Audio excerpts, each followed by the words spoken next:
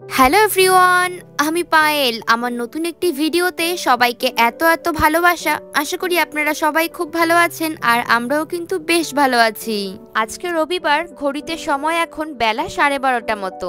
বেশ কয়েকদিন ধরেই দুজনে মিলে গোল্ডেন উইকে ছুটি কাটাচ্ছি। কি যে ভালো লাগছে, কাজের কোনো চাপ নেই, ওয়ার্ক প্লেসও ছুটি রয়েছে। বাড়িতে বসে শুধু রান্না বান্না আর খাওয়া দাওয়া আর এদিক ওদিক ঘোরাঘুরি।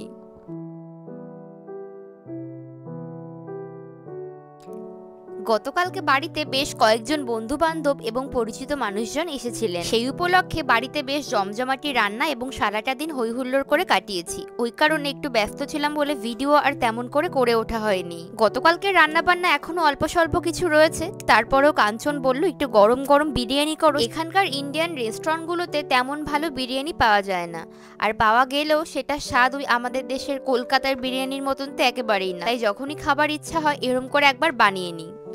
আজকে বানিয়েছি কলকাতা স্টাইলে আলু আর চিকেন বিরিয়ানি।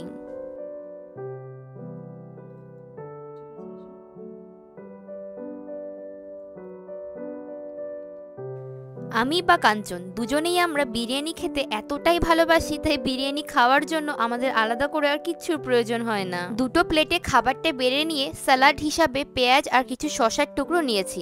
এখন চলুন গরম গরম চিকেন বিরিয়ানি দিয়ে দুপুরের লাঞ্চটা করে নিই।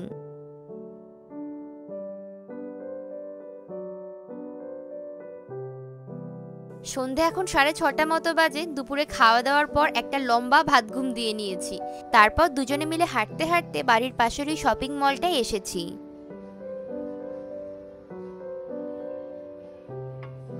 বাড়িতে রান্নাবান্না করার সময় আমার প্রেসার কুকারটা দেখে আপনারা অনেকেই জানতে চেয়েছেন ওটা আমি কোথা থেকে কিনেছি, ওটা ইন্ডিয়া থেকে আনা নাকি জাপান থেকেই কিনেছি। আবার অনেকেই কমেন্ট করে জানতে চান এদেশের প্রেসার কুকারে কি সত্যি কোনো শব্দ হয় না নাকি সিটিও দেয় না। ওই কারণে আপনাদের কথা মাথায় রেখেই এই ক্রকারি বা বাসনপত্রের দোকানটাতে এসেছি। মেইনলি আপনারা তো সবাই জানেন জাপান প্রচণ্ড পরিমাণে এক্সপেন্সিভ, তাই জন্য এসব জিনিসের দামও কিন্তু একেবারে আকাশ ছোঁয়া বা বেশ চড়া। জাপানের প্রেসার কুকার মূলত জাপানিজদের মতোই নিঃশব্দে কাজ করতে পারে।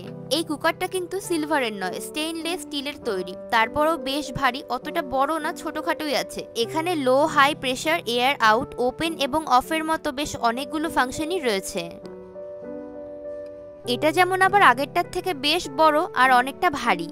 এখানে লক এবং আনলকের জন্য প্রেসিং বাটনও দেওয়া রয়েছে। এদিকের কুকারগুলো বেশ অনেকটাই বড়, 7 থেকে 8 কিলো মাংস অনায়াসেই রান্না করা যাবে। দুই দিকে হাতলওয়ালা এই প্রেসার কুকারগুলোর দাম 20,900 জাপানিজ ইয়েন, ইন্ডিয়ান রুপিতে যা দাম দাঁড়াচ্ছে প্রায় 11,500 টাকার মতো। এই দোকানের বেশিরভাগ জিনিসই মূলত মেড ইন জাপান। জাপানে প্রচুর পরিমাণে চাইনিজ জিনিসপত্র বিক্রি হয়, যেগুলো চায়না থেকে ম্যানুফ্যাকচারিং হয়ে সোজা জাপানে আসে। অনেক জিনিসই দেখলাম 40 to 50% মতো অফ রয়েছে, তারপরেও যা দাম তাই অফারে না কেনাই ভালো।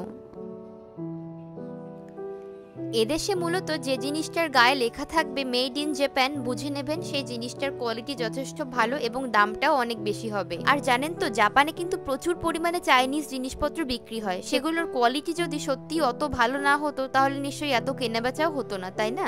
এই জিনিসটাকে দেখে কি মনে হচ্ছে বলুন তো? মনে হচ্ছে না জলের ফিল্টার? আমিও প্রথম তাই ভেবেছিলাম। তারপর কাঞ্চন বলল এটা জলের ফিল্টার নয়, বরং এটা হচ্ছে বিয়ার রিফিল ট্যাপ। কি বিয়ার এই যে গ্লাস বিয়ার করছে, ওটার সাথে তোমার কানেক্টেড থাকে, ওটা তোমার সামনে প্রেস করলে দোকানটায় দেখলাম বেশ সুন্দর সুন্দর জিনিসপত্র আছে, যেমন এই গ্লাসগুলো, আগের প্লেটগুলো, তারপর কাটলারি সেট, আরও রান্নাঘরের অনেক জিনিসপত্র। কিন্তু দামটাও অন্যান্য জায়গার থেকে আমার অনেকটাই বেশি মনে হলো। সামনেই যেহেতু মাদার্স ডে, আর মায়েরা যেহেতু রান্নাঘরে অনেকটা সময় কাটায়, তাই জন্য তাদের কথা মাথায় রেখে রান্নাঘরের বিভিন্ন জিনিসপত্র গিফট প্যাক করে বিক্রি হচ্ছে। মাত্র দুখানা ওয়াইন গ্লাস দিয়ে একটা সেট দেখলাম, দাম ওই 2700 টাকার মতো।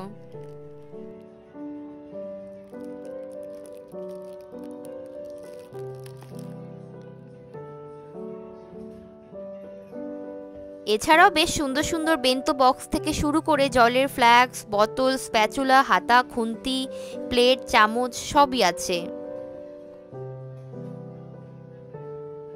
জাপানিজরা যেহেতু প্রচুর পরিমাণে সুশি খায় তাদের ডে টু লাইফে, তাই যে কোনো দোকানে এরকম সুশি মেকার আপনি দেখতে পাবেন। কাঠের রঙে দেখতে হলেও এগুলো কিন্তু কাঠের না, একেবারে খাঁটি বাঁশের তৈরি। সুশির মধ্যে যেহেতু মাছের সাথে ভাতটাও থাকে, তাই ভাত তোলার জন্য রয়েছে ছোট্ট ছোট্ট কাঠের স্পুন। ওপর দিকেই চোখ যেতে দেখলাম একেবারে থরে থরে হাতা, খুন্তি, ডেস্কি, ফ্রাই প্যান সব ঝোলানো রয়েছে। তবে এগুলো স্টিলের মতো দেখতে হলেও এগুলো কিন্তু স্টিল নয়, বরং এগুলো হচ্ছে রাবারের তৈরি। বেশ, চলুন এবার ওই দিকটায় যাই। আর আজকের ভিডিওটা এখানেই শেষ করছি। ভালো লাগলে লাইক, কমেন্ট, শেয়ার আর সাবস্ক্রাইব করতে ভুলবেন না। আর প্লিজ আমার ফেসবুক পেজটা ফলো করে দেবেন। সবাই ভালো থাকবেন, সুস্থ থাকবেন। Tata, bye bye.